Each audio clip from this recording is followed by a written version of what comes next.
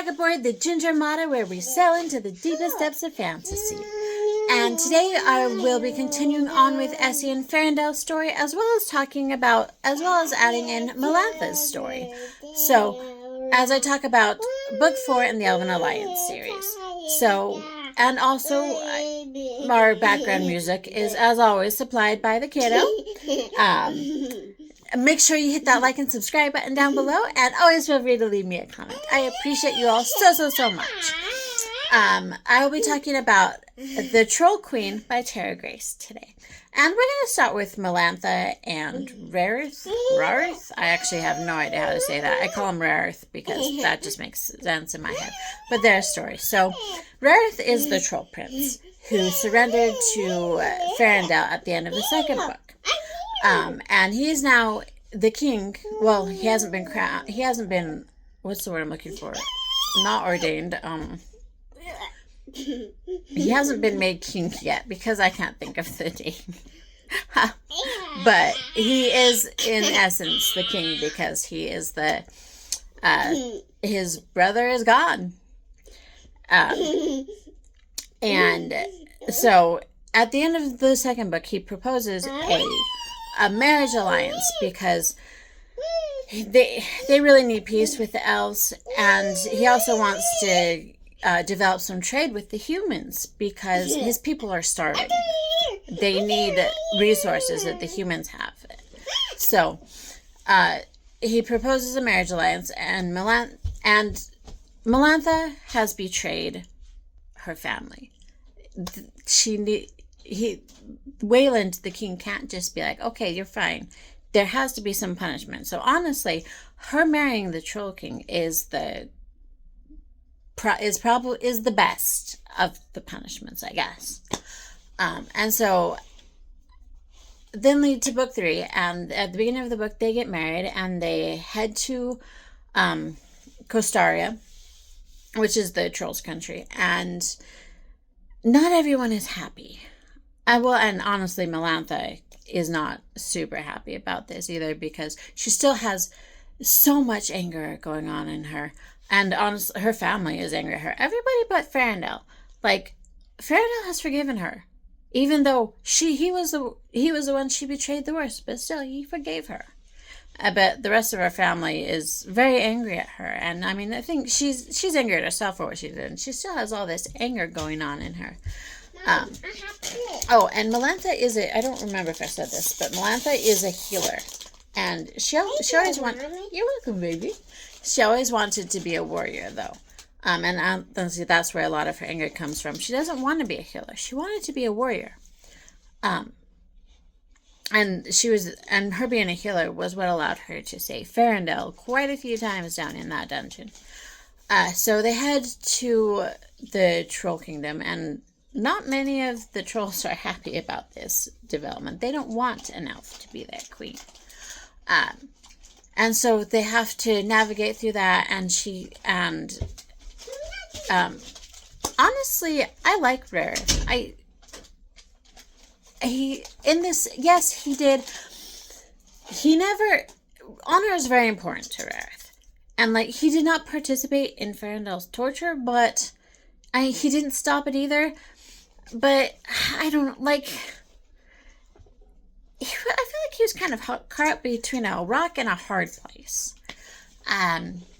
Because he's the prince, yes, but if he pushed his brother too hard, his brother could react even harsher towards Farindel and him and Melantha.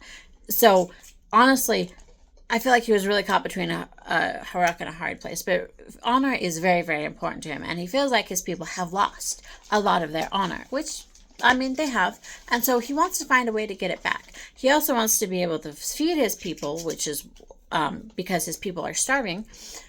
Which is why he's made a deal with the humans, too. And so they start getting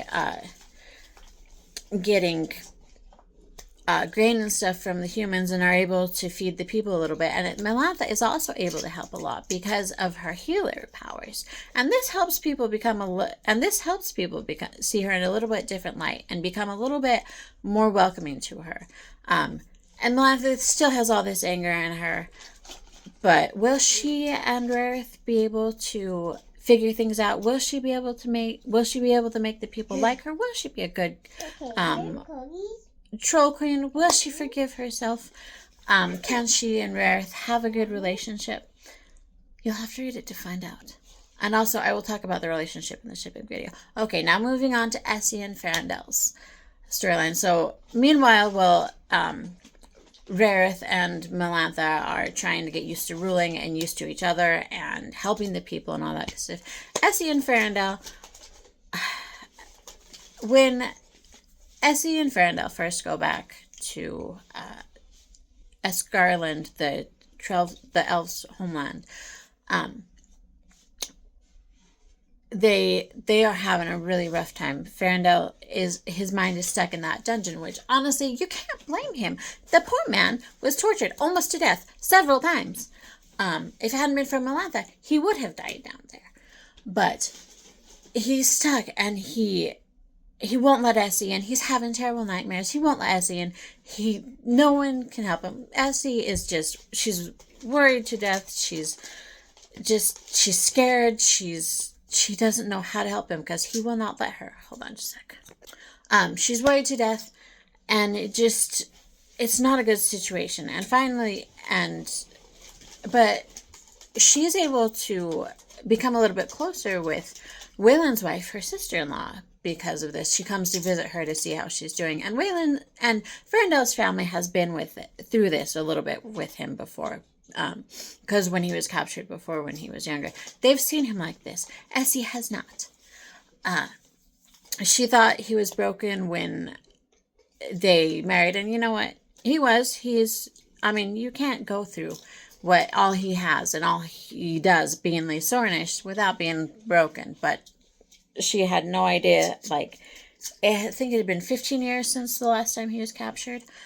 And she did not realize how much healing he had done in this time. And now she's seeing him freshly broken again from all that. And, but her sister-in-law comes to visit, and they hadn't been really close before. But she comforts her a little bit. And then when Waylon gets back, he doesn't give Farendel a choice. He rips the door to the bedroom off his, he rips the door to the bedroom off the hinges and gets up there and is like, no, this is what you're going to do. This is what's going to happen. You don't have a choice in this. He's like, and Farendel's like, I just need time. He's like, normally that works. And sometimes you can pull yourself out, but you cannot pull yourself out this time. You need help. And they are going to get him out. I honestly, even though the elves are not super emotional, I love how much they care about their own and how much that they are going to help. They will pull Farendel out of this, whether or not he likes it. And I love that. So finally Farendel agrees, and the queen's father is actually a healer who knows stuff about mind healing. And so he goes, and he's seen him before, the last time he was captured. And so he goes to see him again, and he gets some medicine from him. But then Taranath, the mind healer, suggests that they go back to Essie's homeland because there's a couple there that they're basically therapists.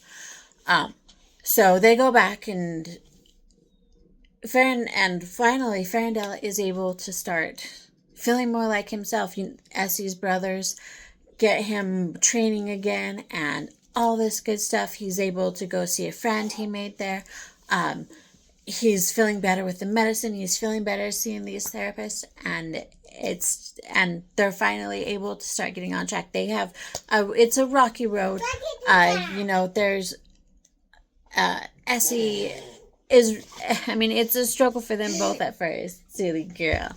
But as time goes on, Farendel is able to feel more like himself, and they're able to start getting close again. They also start training, because Essie can access Farendel's magic now, and so he starts training her on that a little bit too. And does everything turn out? Will they figure their way forward again? You'll have to read it to find out. And now we're going to move on to the shipping video. And so I will see you there. For now, we're going to wait anchor and take our shore leave.